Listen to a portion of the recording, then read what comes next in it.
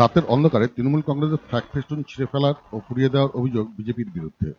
ঘটনাটি ঘটেছে তপন থানার আজমাতপুর গ্রাম পঞ্চায়েতের বাসুরিয়া গ্রামে।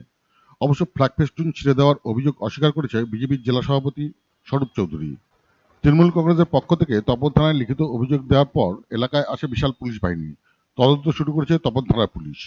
তৃণমূলের অভিযোগ, বিজেপি বাসুরিয়া গ্রাম থেকে অমিত শাহের জনসভায় লোক নিয়ে যেতে না পারায় রাতের অন্ধকারে এই দুষ্কর্ম কাজ করেছে বিজেপি।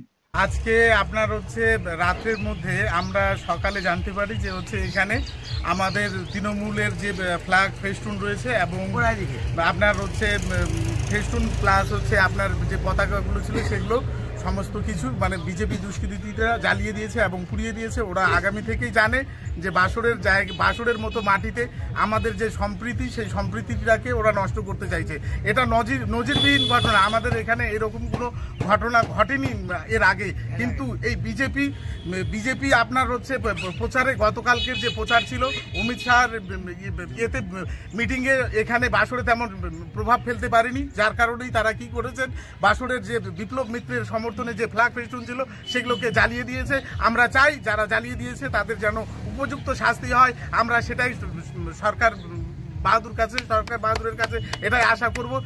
আমি এখানকার গ্রামবাসী এবং আমি তৃণমূল কর্মীর একজন সৈনিক।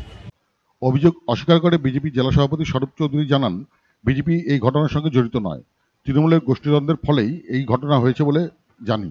দেখুন, ভারতীয় জনতা পার্টি এই কালচারের রাজনৈতিক দল নয়। প্রথম, যে এলাকার কথা বলছে সেই এলাকার বিজেপি কার্যকর্তাদের ওপর দিনের পর দিন অত্যাচার, বাড়িঘর ভাঙচুর, বাড়িঘর জিনিসপত্র লুট, এটা তৃণমূলের নেতৃত্বে দিনের পর দিন হয়।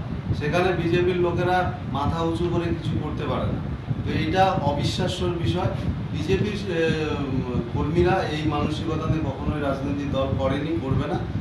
আমি যতদূর জানি ওখানে তৃণমূলের 3টা পক্ষ, তাদের মধ্যে প্রতিদিন রাতে নেশা খেয়ে মারামারি হয়। মন্ত্রীপক্ষ আরও বিভিন্ন পক্ষ নিয়ে লড়াই হয়। তারা রাস্তাঘাটে অসভ্যভাবে গালিগালাজ করে। কোনো ক্ষেত্রে কোনো বাড়িতে যদি পুরুষ মানুষ না থাকে সেখানে তারা ঢোকার চেষ্টা করে। এটা তৃণমূলের কালচার। তারা নিজেদের গোষ্ঠীদ্বন্দ্ব করে নিজেরাই এই ফ্ল্যাগ ছিঁড়ে বিজেপির ওপর চাপানোর চেষ্টা করছে, নিজেদের অপরাধ আড়াল করার জন্য।